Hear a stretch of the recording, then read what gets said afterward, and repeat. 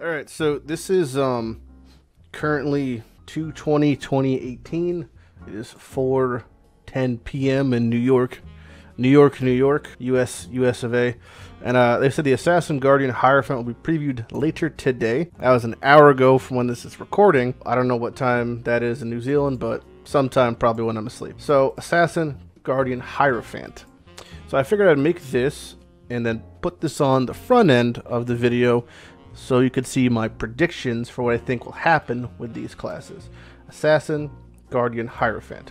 Alright, that's the ones we're working with. It's pretty tricky to guess specifically what things are going to be changed. I have no way of really knowing, but I kind of have a pretty much guess. So I don't think they're going to change. So Assassin's pretty heavy power charge related. So all these 4 branches, so 1, 2, 3, 4, 5, 6, 7, 8, all power charge related. I don't think they're going to change power charges specifically and how they function. I think they're probably going to keep those the same. So are they just going to completely rework how this scales? Most likely not. I think that this honestly is fine, a lot of it. I think that they're probably going to keep ambush the same, and I think they're going to change unstable infusion, because 10% chance on a power charge on a non-crit. It's enough, like this will sustain your power charges, but eventually you just get to 95%, so you're just never getting power charges back. They might raise that, or they might make it 10% chance on a power charge on a non-crit, and 10%, like just 10% chance to gain a crit power charge. I think that's probably okay, or even 5% chance just flat rate. It's probably okay. You still have to hit, so still accuracy measure there. I think that Deadly Infusion is going to get tweaked. I think it's just, I don't know, similar to Raider. I think it's kind of lazy, I guess is the term. Just, it's you're increasing how the power charges scale. But it's not really like, you know, if I'm thinking an assassin, what does an assassin do? Assassin's really good at killing, probably one target discreetly. What about this is discreet? Nothing. You're doing a lot of fucking damage, but it's not like discreet. He's a cloaked figure. His face is hidden, so he definitely has an aspect of camouflage there.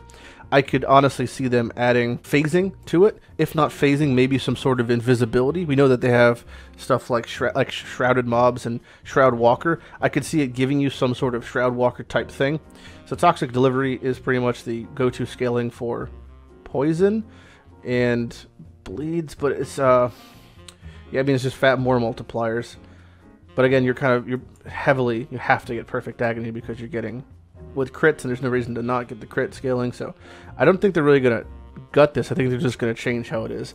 Although seem to be veering away from making things mandatory for certain classes. I don't know if they particularly want to make it so you have to play Assassin if you want to play a bleed poison build, but at the moment, bleed's just better at scaling just off of like high fizz damage and just having bleed, and poison you have to pretty much just go a poison build. So for Assassin, I think they're gonna overall keep ambush, maybe tweak Assassinate a little bit, but keep it the same. Change Toxic Delivery, but keep it so it's just mandatory for poison bleed, and completely change Unstable Infusion and Deadly Infusion. I think they're going to change those overall. So for Guardian, it's interesting because it's pretty much just used for like RF and Aurabot, and that's basically it. And I don't think that's going to change. I think it's okay being the support role, but I think they're trying to make it a little bit more decision making when it comes to what you choose. So at the moment, I don't know a build that's not taking Wavering Faith, and that's fine. You're just getting that much amount of ES and armor. Past that, a lot of this is just pretty much conduit, so it's kind of lackluster. So I think they're gonna probably keep Unwavering Faith the same, maybe tweak the numbers. I think Harmony of Purpose and I think Bastion of Hope will get completely reworked. I think Prayer of Glory is fine, and I think Time of Need is fine, but I think they're gonna change the values of Time of Need. I don't think they're going to keep that 30% life. I bet you they're going to change that number, and I bet you they make it so that the curse and ailment removal is from you and everyone around you. I think they're going to completely rework Harmony of Purpose, because as a Guardian, he's supposed to be guarding. It's a Guardian. His job is to guard things. So you'd think that block is more involved, but really it's just the only one aspect of block is there, and plus they show him very obviously holding a shield as a large part of the picture, but they could redo all the pictures. We did see that leaked thing from China. So yeah, overall, I think Harmony of Purpose and Bastion of Hope complete rework. Unwavering Faith, Prayer of Glory don't get touched, and Time of Need gets buffed. That's my guess. Hierophant is tricky because I feel like I don't think Sanctuary of Thought's getting touched at all. I think everything else is completely up for grabs. And I think the weakest part is Conviction of Power, because at the moment Conviction of Power is worse than the Scion's version of Conviction of Power, because it's on placement, which means you could pre-fire your power charges. Endurance charges are not as important. Ritual of Awakening is interesting because As playing Hierophant a lot of times with totem builds, I tend to just not get it, because in most high tier situations your totems are going to get one shot anyway, and it feels better to just not have to place 4 totems versus placing 2 totems, because then you're just always placing totems and that just kind of feels poopy. Illuminated Devotion I think is quite strong, but only after they added Shaper and Elder helmets, because you have the 20% Ellie pen in your helmet. Gloves, boots, not so much. I really don't see a lot of like value out of those 2 slots. You can have increased area of effect for auras or curses, maybe boot leeches, negligible. So I think Illuminated Devotion is going to get complete rework, and I think that Pursuit of Faith and Ritual Awakening will be heavily tweaked and maybe more situational. Those are my little guesses and estimations for how these 3 things are going to go. So let's see what actually happened. Fast forward in time. 2 hours later. All right, so it is hours later. New shit is out. New Hierophant Guardian and Assassino. We got the new Ascendancy. So let's take a look at them, and we'll see how close we were. So Unwavering Faith, I think we should probably do like a side-by-side type thing, right? Now, where did I put that? Nope. Okay, so it was 1% Fizz for you and your allies, 0.2% Life Regen for you and your allies. Radiant Faith, 160 Reserve, 15 mana. Okay, that's new. 10% chance to gain Power Frenzy during charge and hit. Pretty sure that is new. It is new. But that only applies to you. Not bad though. It's still 10% chance. That's like having overload. So they pretty much made it so it has the same shit as the overcharged. Oh, it's not as much. It's 12% versus 10%, but they're giving it the full conduit treatment. 50% attack, cast, movement, war cries instant, no mana cost. That looks like the same. Yep, reduce cursed effect. Every 5 seconds, remove curses and ailments from you. Every 30 seconds, that's also the same. And finally, this is new, so they buff the block. It looks like 50% chance for 2 seconds every 5 seconds. It's weird wording. You and your nearby allies cannot be stunned if you've blocked in the past 10. If you've attacked recently, you and your nearby allies has a 10% chance to block, so that's going to be pretty much always, because most of these guardians are pretty much shield charging all the time. If you've cast a spell recently, you and your allies have 10% chance to block spells. So I guess the whole thing is you'll just shield charge, war cry, there's your attack, there's your spell, pretty much good to go. Yeah, that's fair. Nothing over the top, but like I said, Guardian wasn't really in a position where it needed to be heavy buffed, so it feels fine. That's what I'm pretty curious about. Well, they completely revamped Hierophant, it looks like, although they kept Sanctuary of Thought. Was it always 30% of mana? That's always 30%, but the 10% less reservation got buffed. 150 mana, 10% Mom. 150 mana, 10% Mom. Pursuit of Faith, increased totem duration, can have an additional totem at a time, increased damage per enemy killed by you or your totems, increased attack and cast per totem. So they removed the, they split up the extra totems between this and Ritual of Awakening. Ritual of Awakening gives you flat mana regen, flat life regen, so you'll be looking at 2% mana, 4% life, with a lot of placement speed. 50% is a lot. That is actually a really large amount. And on top of that, there's no less multiplier, it looks like, at all, which is pretty insane. So that became much more juicy. So going Ritual of Awakening and Sanctuary of Thought for a tanky quad totem build seems pretty lucrative at the moment, versus just the shitty 2 totems and less damage and kind of lackluster nodes leading up to it. So they actually like added a node altogether. So Illuminated Devotion didn't lead to anything. Now it leads to something called Arcane Reverence, which you gain Arcane Surge, which is like the support gem Arcane Surge. When you or your totems hit an enemy with a spell, immune to elemental ailments, so you have Arcane Surge. Interesting. Ailment immunity pretty much most of the time in combat. 10% more spell, increased cast, and a bunch of mana regen. That doesn't make sense thematically because Hierophant is the mana regen kind of thing, so that's a cool one. And then Conviction of Power went from being the super shitty endurance when you gain a power and power charge on kill to endurance when you get a power, 50% power on kill versus 15. Well, it's 50% when you place it to all, so they did exactly what I thought they would do, and they just kind of brought it more in line with the Scion, because the Scion one was way better. So this one is actually super viable now.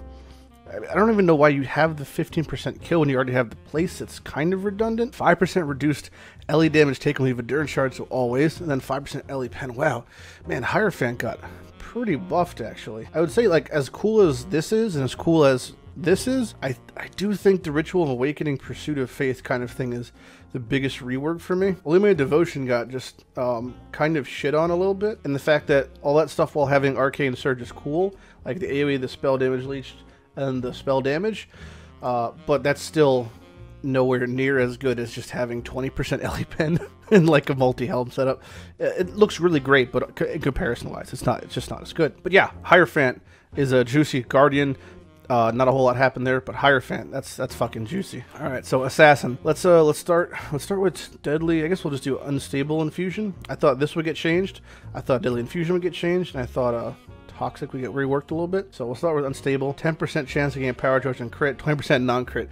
That is almost exactly what I fucking said it would be, because, but I guess this wording means so. The wording does allow, like we talked about before, in the kind of guess thing where it only applies if you're actually hitting, so you do have to have based off your hit chance, which is probably pretty high. This didn't get changed at all. Crit 2%, crit, 2% base crit when I'm max. Exactly the same. All right, that's okay. I'm not super upset about that. So Ambush and Assassinate, it's become one thing. So Ambush and Assassinate has become one thing, and they're renamed as Opportunistic. So increased damage when at low, multi that are on full, more crit chance that are on low, more crit chance that are on full. Crits have see, it's just you basically get no benefit between full and 33%. between that window, you get nothing. And then Opportunistic, which just used to be Assassinate, they've just kind of crunched these two together. 20% increased movement speed if you've killed recently, so pretty much always. Damage from your crits can't be reflected. I don't know when that would actually be applicable, because I don't think, even if I had 95% crit chance in any sort of high level situation, I don't think I would run a reflect map, because on the off chance I don't crit, which will happen 5% of the time, you'll kill yourself still. So yeah, that's kind of worthless, honestly. 100% increased damage while there is only one nearby enemy. So that's increased, not more. So pretty much bossing any boss, you'll just do 100% increased damage. You take no extra damage from crit while there's only one enemy nearby. It means you can't really be crit. I think the thing that is spookiest about crits in most scenarios isn't necessarily the actual, like impact of the damage. It's the status ailments that are applied. So when you crit and you have elemental damage, whether it be fire, lightning, cold, when you get crit, you have a certain duration of you being respectively ignited, shocked, and frozen. That's what'll get you. It's not as much the damage. Yeah, if you're running a crit damage map and it has like 400% crit chance and multi, a high map. Yeah, but it's the stuff like you getting shocked or you getting frozen, get you killed in a lot of situations. So that's cool, but you're still going to need to have these, status immunity flasks. Noxious Strike, so bleed chance, poison chance, maim, and then duration. What did it become? Poison on hit, attacks, maim against poison enemies, base crit strike chance per poison up to 2%. So poison, yeah, so that's pretty much always. Increased poison duration per poison applied recently. So it's just, they're really enforcing like the attack speed crit poison thing there. And then toxic delivery, reduced damage taken from dots. Poison inflict with crits deal 30% more. Again, that's pretty much what you're doing. 20% of your fizz as extra damage against poisoned enemies. Recover 0.5 of your max life per second affecting enemies you kill. That's not bad. I don't really think you're going to have Valpak as a poison build, so that's not bad. Not necessarily better. They've just completely removed all the bleed stuff. That's the interesting part. Which makes me really, really think, this is like one more prediction for the video, because of what I see with Assassin and how it's trying to distance itself from bleeding, I have a really, really strong belief that, we haven't seen this yet, that when Slayer gets reworked, it's going to be heavily bleed related. So you could catch me on that. We'll see if that's true or not. It could be Gladiator, but I think it'll probably be Slayer. I think Slayer makes the most sense. So I think we're going to see a lot of bleed from Slayer. So that is the review of these three things. I hope you enjoyed it, along with a little time capsule, going back and forth, prediction before, prediction afterwards. Let me tell what you guys think, and let me know what your comments on the Ascendancy revamps as of yet. I'm Lighty, and have a good day. Bye.